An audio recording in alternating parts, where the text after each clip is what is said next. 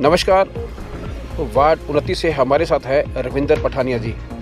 रविंदर पठानिया जी, आप जो फाइट कर रहे हैं वार्ड 29 से कर रहे हैं जी। आप का जो विज़न क्या है अपने शहर के लिए, जहां से आप फाइट कर रहे हैं, किन मुद्दों पे फाइट कर रहे हैं आपका? मैं सबसे पहले तो आपको बताना चाहूँगा कि जब पार्टी ने मेरा यहाँ से प्रत्याशी बनाने का निर्णय लिया तो मैंने ये देखा कि जिस वार्ड के अंदर मैं जा रहा हूँ, वैसे तो इस वार्ड के अंदर मैं बहुत समय से, क्योंकि मैं जिलाध्यक्ष भी हूँ, तो जिलाध्यक्ष होने के नाते यहाँ के लोगों की जो समस्याएं होती थी, छोटी मोटी जो भी होती थी, वो हम संगठन के माध्यम से हल करवाते थे। और मुझे जैसे ही यहाँ का प्रत्याशी बनाया गया तो क्या होता है ना, जब आप किसी को एक छोटी जिम्मेदारी से एक बड़ी जिम्मेदारी दी जाती है तो आदमी उस समय एक बार तो ये सोचता है कि मेरे लिए पता नहीं अब कैसे होगा, क्या होगा। पर क्योंकि पार्टी का एक संगठन का एक जिम्मेदार सिपाही हूँ, तो मैं 18 सालों से लगातार पार्टी के साथ जुड़ा हूँ, तो बहुत से चुनाव देखे, बहुत सी चीज़ें देखी, तो उस रणनीति के अनुसार अपने आप को ढालते हुए, और सबसे ज़्यादा देखिए, सबसे पहले ज़रूरी ये होता है कि आप जनता की ज़रूरत को समझें। आप विकास के काम बात कर रहे हैं, सब चीज़ कर रहे हैं, करिए आप। इसके अलावा जनता की सेवा भी करना ज़रूरी है। उन लोगों की दुख दर्द में अगर हम लोग साथ नहीं खड़े होंगे तो कौन खड़ा होगा। इस नीति को लेकर, इस भाव को लेते हुए मैंने सबसे पहले वार्ड का दौरा किया। वार्ड का दौरा करने के बाद जहाँ जहाँ लोगों से मैं मिला, मैं ऐसे ही मिला, मैं कोई बीजेपी का कार्यकर्ता या बीजेपी का प्रत्याशी होने के नाते नहीं मिला। मैं उन लोगों के बीच में बैठ के किसी के अगर चाय पी, किसी के अगर कुछ पिया, तो उन लोगों की समस्याओं को जानने का टटोला कि भाई उनकी समस्याएं क्या हैं। तो मूलभूत जो समस्याएं उनकी मेरे को नज़र आई, तो सबसे पहले तो यहाँ की जो बाहरी समस्या है, सबसे बड़ी समस्या है, वो समस्या है सीवर की समस्या। 25 साल पहले जो ये कॉलोनी बनाई गई थी, तो इसके अंदर सीवर जो था वो पाइपलाइन छोटी डली थी, क्योंकि उस समय आबादी कम थी इनकी। आज पॉपुलेशन बन गई है, 3-3 मंजिल बन गए, लोगों ने अपनी ज़रूरत के अनुसार मकान बनाए। तो पॉपुलेशन और आबादी बढ़ने के साथ साथ जो है वो सीवर का पाइप जो है वो छोटा पड़ता गया। फिलहाल जैसा कि यहाँ के सीवर लाइन की जो प्रॉब्लम है, तो सबसे पहले तो मैं ये चाहूँगा कि यहाँ की सीवर लाइन को एक प्रॉपर मुकम्मल एक स्थान दिया जाए, ताकि सबसे पहले इस काम को स्टार्ट करके इनकी जो समस्या 50-60 साल तक इनको कोई दिक्कत ना आए, पॉपुलेशन के हिसाब से एक रोड मैप तैयार किया। मतलब समय समय पर बदलाव बहुत ज़रूरी है जी। किसी भी प्रकार का बदलाव जो है वो एक, देखिए, जब मानव जाति का उद्गम जो था वो सदियों से था। उस समय डायनासोर भी थे, तो डायनासोर लुप्त हो गए क्योंकि वो जलवायु के अनुसार और वातावरण के अनुसार अपने आप को ढाल नहीं पाए। मानव उसको ढाल पाया तो वो बच भी पाया। इसी प्रकार से इन लोगों की जो नेसेसिटीज है, ये गरीब जनता है। ये गरीब जनता अपेक्षा करती है, नेताओं से अपेक्षा करती है, सरकार से, कि सरकार हमारे लिए कुछ करे। और वाकई अगर आपको ये लोग चुनकर भेजते हैं तो आपका भी ये फ़र्ज़ बनता है कि इनके सुख दुख को देखें, इनकी जो ज़रूरतें हैं उनको पूरा करें। ऐसा ना हो कि आप एक बार बन जाओ और बनने के बाद जो है आप इनको जो है भगवान भरोसे छोड़ दो। बहुत सी ऐसी समस्या, एक तो मैंने सीवर की बताई, इसके अलावा सबसे ज़्यादा जो इनकी जो समस्या आई है कि यहाँ पे इनको मार्केट नहीं है प्रॉपर, स्कैटर्ड सी मार्केट है। जैसे कि आप ये देखेंगे, अभी चलते चलते आप दिखाएं, ये खोखा मार्केट है। ये खोखे जो बने हुए हैं, ये लगभग 100 के करीब खोखे हैं। इन खोखों के अंदर आप देखेंगे ये लोग बेचारे ज़रूरत का जितना सामान होता है उतना रखते हैं। जब मैंने इन लोगों से पूछा कि इसका मालिकाना हक क्या है, क्या चीज़ है, तो ये लोग कहने लगे, भाई साहब, जब ये कॉलोनी बननी शुरू हुई थी तब से ये ऐसे हैं। तो मैंने इनसे वादा किया है कि जैसे ही अपना जो है मेरे को आप चुनकर वहाँ भेजते हैं, हाउस में भेजते हैं, तो सबसे पहले जो है मैं इन लोगों के लिए कोई स्थायी मार्केट उपलब्ध करवा दूंगा।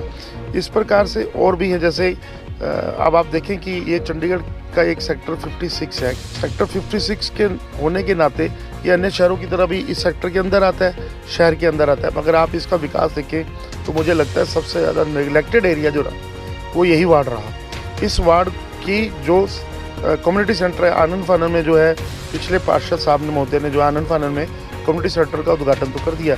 मैं आपको अगर दिखाऊं तो उसकी जो हालत है अभी वो चलने लायक नहीं है, ना वहाँ पे कुछ कार्यक्रम करने लायक है। मैंने यहाँ की जनता के साथ वादा किया है कि ऐसा भव्य जो है वो सेक्टर 37 में, सेक्टर 38 में बहुत भव्य कम्युनिटी सेंटर बने हुए हैं। इस कम्युनिटी सेंटर को मैं भव्य कम्युनिटी सेंटर बनाऊंगा ताकि ये लोग जो हैं वो अन्य सेक्टरों की बजाय जो है इसी कम्युनिटी सेंटर में अपने जो कार्यक्रमों को, अपनी शादियों को, जो भी कार्यक्रम इन्होंने करने वो बाहर ना जाना पड़े, इन लोगों को यही मिले। इसके अलावा जो यहाँ पे जो पानी की व्यवस्था है, वो पानी की व्यवस्था को ये मनमर्जी तरीके से, देखिए यहाँ पे बहुत सी चीज़ें ऐसी है। एक रंगदारी एक सबसे बड़ा यहाँ पे मुद्दा मेरे को नज़र आया। लोगों के बीच में मैं गया तो लोगों ने ये बताया, गरीब जनता, ये देखिए रेडी फड़ी वाले को अगर आप दिखाएंगे तो इन लोगों को जो है जो परेशान किया जाता है या किया जाता है, मैं इन लोगों के साथ खड़ा हूँ, इन गरीब भाइयों के साथ खड़ा हूँ। किसी का हक नहीं मारने दिया जाएगा। जो ये लोग रोजी रोटी ये कमा रहे हैं, इनको जो है इसी तरह से बना रहे, ना इनको कोई रंगदारी का शिकार होना पड़े। मुझे इस बात का भी जो है वो ध्यान रखना है। मैं भी एक गरीब परिवार से हूँ, मैं कोई धन्ना सेठ नहीं हूँ या कुछ नहीं हूँ। इस प्रकार से इन लोगों के दुख दर्द को मैं समझ सकता हूँ। आजीविका कमाना, वो दिन भर में जो है मेहनत करके, आप जरा कल्पना कीजिए कि एक गरीब पसीना बहाते हुए गर्मी के दिन, सर्दी के दिन, ठंड में टुट के वो बेचारा कभी चाय बेच रहा है, कभी समोसे बेच रहा है, या जो लोग पीजी में लोग रहते हैं, बच्चे पढ़ने आते हैं, उनके लिए कोई भोजन की व्यवस्था कर रहा है। तो ये भी एक ज़रूरत का पार्ट है। अब प्रॉपर स्थान तो आप उनको दे नहीं रहे, उल्टा वो जब सर्विसेज प्रोवाइड कर रहे हैं तो आप उनके एवज में जो है वो पैसे ऐंठते हैं या कुछ ऐंठते हो और उनको तंग करते हो, नहीं तो रेडी आपकी उठवा लेंगे। ये कहाँ का इंसाफ है? क्या गरीब को रोजी रोटी और मकान, ये तीन चीज़ें जो है सरकार का देना मूलभूत जो है उनका अधिकार है, रोजी रोटी और मकान।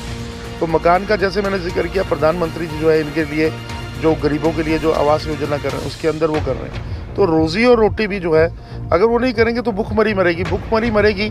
तो ये लोग जो है वो किसी प्रकार के जो है अराजकता के मामले में फंसेंगे या कुछ करेंगे। हमें उनसे भी बचाना है, हमें देश की व्यवस्था को भी बचाना है, समाज और सुरक्षा और नागरिक सुरक्षा ये भी करना है। इसके अलावा मैंने पार्कों के अंदर यहाँ पर घूम के देखा तो मुझे बड़ा हास्यास्पद लगा कि यहाँ के जो पार्कों की जो ग्रीन बेल्ट है उनका बुरा हाल है। चौथा, यहाँ पर जितने भी आप ये देखिए डंपिंग ग्राउंड का हाल देखिए। ये सामने डिस्पेंसरी है, ये डिस्पेंसरी के अंदर जिस प्रकार से ये डिस्पेंसरी बनाएगी, अभी इसको अपग्रेड करने की भी ज़रूरत है। इसके अंदर हॉस्पिटल बनाने की ज़रूरत है, 5-7 बेड का अगर हॉस्पिटल बन जाए वो ज़रूरत है। एम्बुलेंस की यहाँ पे ज़रूरत है। यहाँ के सेक्टर के अंदर कुछ भी विकास के नाम पे नहीं किया गया। अब एग्जाम्पल के तौर पे मैं आपको दिखाता हूँ, ये रोड दिखाता हूँ। ये रोड यहाँ से आप देखिए, ये रोड सीधा जो नया इन्होंने कम्युनिटी सेंटर बनाया है, क्या ये रोड सीधा वहाँ जाने के लायक है? देखिए ये कच्चा रोड है, ये कागजों में रोड है, ना यहाँ पे लाइट ना कुछ। आनन फानन में पिछले पार्षद महोदय ने अपना नाम, अपनी पट्टी लगाने के लिए उसका उद्घाटन तो कर दिया, पर मूलभूत सुविधाओं से जो है उसको वंचित रखा।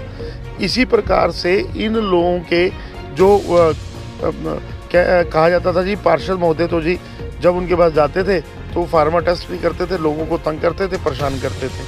तो मैंने इनके बीच में ये वादा किया है कि क्योंकि मैं एक गरीब परिवार से हूँ, तो मैंने इनसे वादा किया है कि मैं आप ही के घरों के बीच में घूमता रहूँगा, फिरता रहूँगा। जिसने जो साइन कराने हैं, जिसने जो रबड़ स्टैंप लगानी है, जिसने कुछ भी करना है, वो मैं आपको मेरे दफ्तर तक आने की ज़रूरत नहीं पड़ेगी, मैं आपके घरों के बीच में आऊँगा। ये बहुत अच्छा आपने ये एक लोगों के लिए जो सुविधा जो देने की कोशिश कर रहे हैं आप एक सिंगल मुझे फ़ोन करिए, आपको किसी भी फार्म अटेस्ट कराने के लिए या किसी भी आपको कोई सुविधा की ज़रूरत है तो मुझे फ़ोन करिए, मैं सीधा उनके घर आ रहा हूँ। उसका अच्छा विज़न है आपका। उसका कारण भी है, जब हमने वोट लेना होता है तब हम इन लोगों के घरों में जाते हैं, हाथ जोड़ते हैं, नमस्कार करते हैं, सभी लोग करते हैं, और भी विपक्षी दल वगैरह सब लोग कर रहे हैं।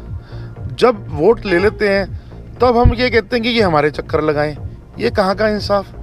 जब वोट मांगने आप जा सकते हो उनके घर, तो उनके काम करने क्यों नहीं जा सकते? यही तो सरकार है, यही तो गरीब का हमने जो है विश्वास जताना है कि हम आपके घर आके काम करेंगे। हम दफ्तर में बैठने, एसी एयर कंडीशन में बैठने वाले बंदे नहीं है। जिस हालात में आप बैठोगे उस हालात में हम भी बैठेंगे।